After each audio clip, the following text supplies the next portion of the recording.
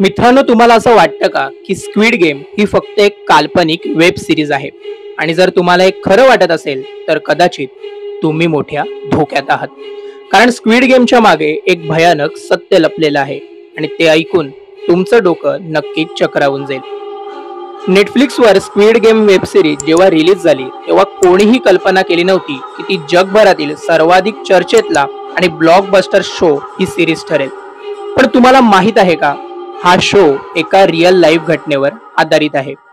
साल 2004 दक्षिण कोरियात गॅम्बलिंग डेप्ट क्रायसिस आली होती. लाखो लोकांनी कर्ज घेतलं होतं पण ते परतफेड करू शकत नव्हते आणि त्यानंतर लोकांना जबरदस्तीने अवैध जुगार खेळवले गेले. काहींना तर मृत्यूला देखील सामोरे जावं लागलं. हे ऐकून धक्का बसला ना? पण हेच वास्तव स्क्विड गेम मध्ये दाखवण्याचा प्रयत्न करण्यात आला आहे. वांग डोंग ह्यूक स्क्विड गेम ह्या शोचे लेखक, जे स्वतः एकेकाळी कर्जात बुडाले होते. त्यांना एका क्षणी चित्रपट सृष्टी सोडावी लागली होती आणि त्यांच्या ह्याच अनुभवातून त्यांना तेव्हा या मालिकेची कल्पना सुचली. पण धक्का इथे संपत नाही. स्क्विड गेम प्रमाणेच आजही जगभरात असे बेकायदेशीर गेम्स चालतात जिथे हरलेल्या माणसाला कधीच बाहेर पडण्याची संधी दिली जात नाही. उदाहरणार्थ, उत्तर कोरियामधील हंगर गेम टाईप प्रकार असो किंवा रशियातील red room dark web games.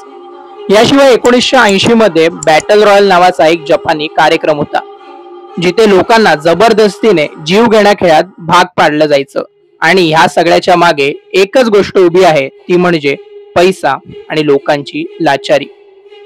तर मंडळी, आपण आजही अशा जगात आहोत जिथे लोक स्वतःच्या सर्व्हायव्हल साठी कोणत्याही थराला जातात.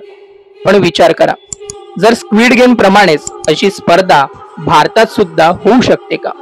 आणि जर झालीच तर त्यात कोणकोणत्या खेळांचा समावेश असेल? कबड्डी, खो खो की लगोरी?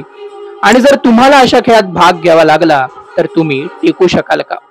तुम्हाला काय वाटतं? स्क्विड गेम फक्त एक मनोरंजनाचा शो आहे की भविष्यातील जगाचा ट्रेलर? तुमचं मत कमेंट मध्ये नक्की सांगा आणि व्हिडिओ शेअर करा. सोबतच जर तुम्हाला अशी रहस्यमय आणि अचंबित करणारी माहिती हवी असेल तर इन्फो टीव्हीला सबस्क्राईब करून बेल आयकॉन दाबायला विसरू नका.